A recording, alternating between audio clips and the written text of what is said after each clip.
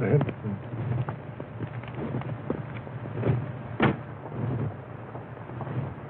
Let's see now, I've got to speak one or two words, and just to try my voice, I understand.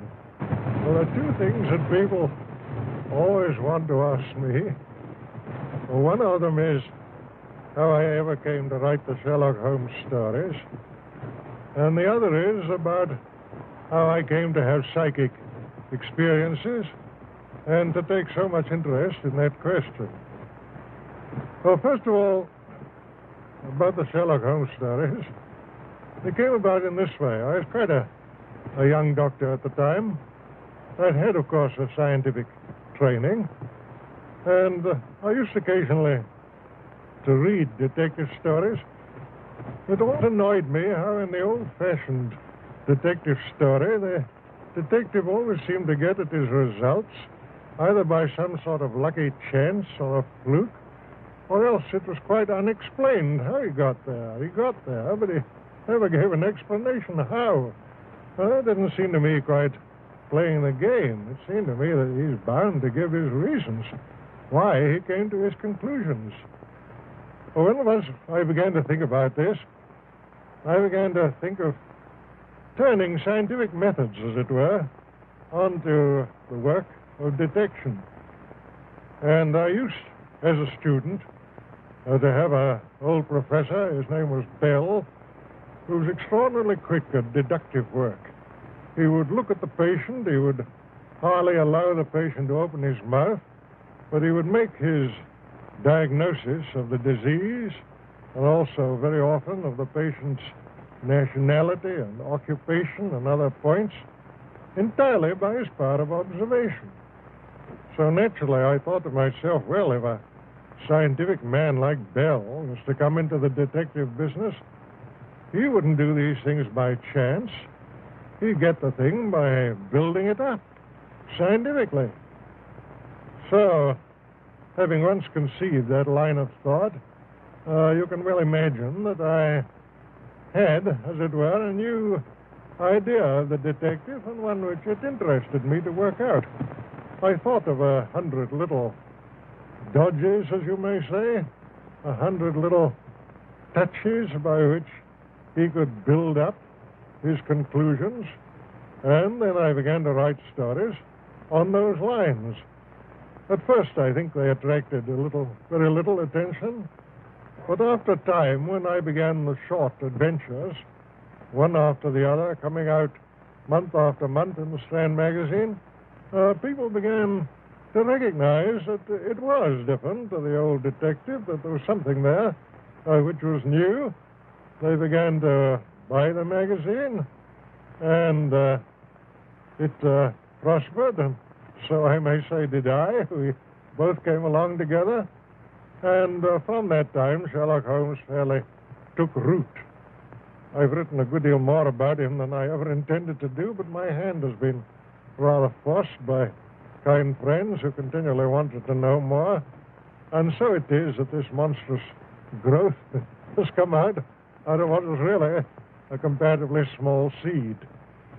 Now, the curious thing is how many people there are in the world who are perfectly convinced that he is a living human being. I get letters addressed to him, and I get letters asking for his autograph, get letters addressed to his rather stupid friend, Watson. I've even had ladies writing to say that they'd be very glad to act as his housekeeper. One of them, when she heard that he had turned to the occupation of keeping bees, wrote saying that she was an expert at segregating the queen, whatever that may mean, and that she was evidently predestined to be the housekeeper of Sherlock Holmes. I don't know if there's anything more I could say with advantage about him. But on the other point, which is to me, of course, a very much more serious one, on the question of my taking up this psychic matter, curiously enough, my first experiences in that direction were just about the time when Sherlock Holmes was being built up in my mind. That would be about the year 1886 and 1887. So nobody can say that I formed my opinions on psychic matters very hastily. There's just 41 years now since I wrote a signed article upon the subject, which appeared in a magazine called Light, so that I put myself on record. During these 41 years, I've never lost any opportunity of reading, of studying, and of experimenting on this matter. People ask me, will I write any more Sherlock Holmes stories? I certainly don't think it's at all probable. But as I grow older, the psychic subject always grows in intensity, and one becomes more earnest upon it, and I should think that my few remaining years will probably be devoted much more in that direction than in the direction of literature. Nonetheless, of course, I haven't abandoned writing. One has to earn one's living. But my principal thoughts are that I should extend, if I can, that knowledge which I have on psychic matters and spread it as far as I can to those who have been less fortunate.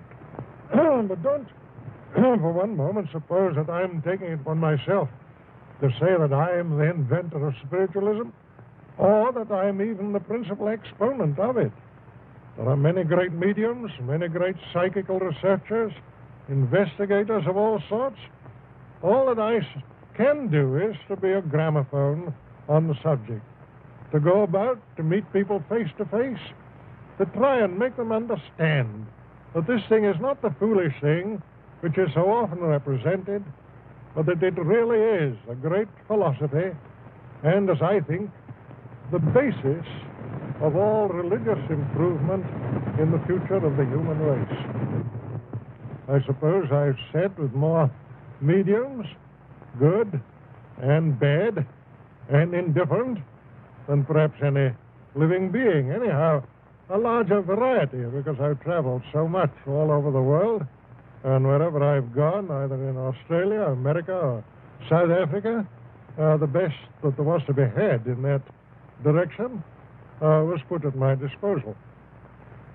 Therefore, when people come along and contradict me, who have had no experience at all, read little, and perhaps never been to a seance, you can imagine that I don't take their opposition very seriously. When I talk on this subject, I'm not talking about what I believe. I'm not talking about what I think. I'm talking about what I know. There's an enormous difference, believe me, between believing a thing and knowing a thing. I'm talking about things that I've handled, that I've seen, that I've heard with my own ears, and always, mind you, in the presence of witnesses. I never risk hallucination. I usually, in most of my experiments, have had 6, 8, or 10 witnesses, all of whom have seen and heard the same things that I have done. Gradually, I became more and more convinced on the matter as I studied year in, year out, but it was only in the time of the war, when all these splendid young fellows were disappearing from our view, the whole world was saying, well, what's become of them? Where are they? What are they doing now? Have they dissipated into nothing? Or are they still the grand fellows that we used to know? It was only at that time that I realized the overpowering importance to the human race of knowing more about this matter.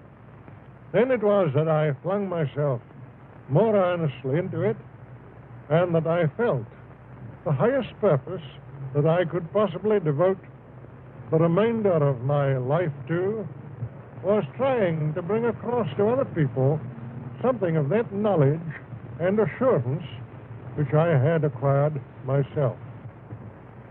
Certainly the results have justified me. I'm quite sure I could fill a room of my house with the letters that I have received from people telling me of the consolation which my writings on this subject and my lectures on this subject have given to them.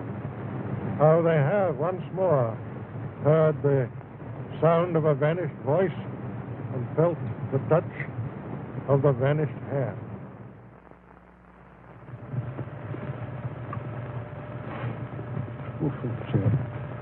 Well, goodbye. Come along.